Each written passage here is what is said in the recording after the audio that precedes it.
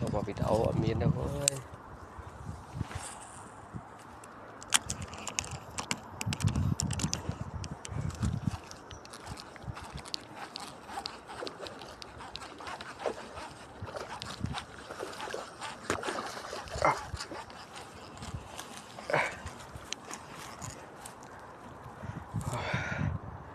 Cho ông ôn chỗ là ai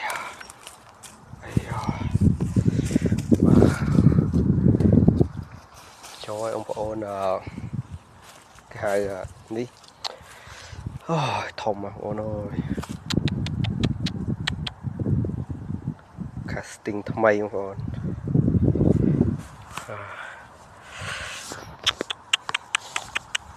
đài ơi ôi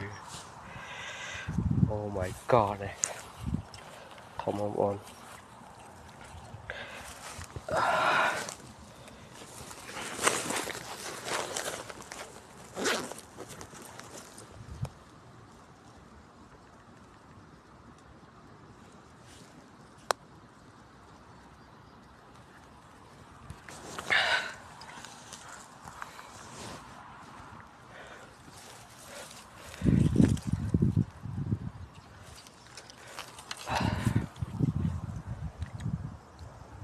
và chỗ là bà đồng tham mây casting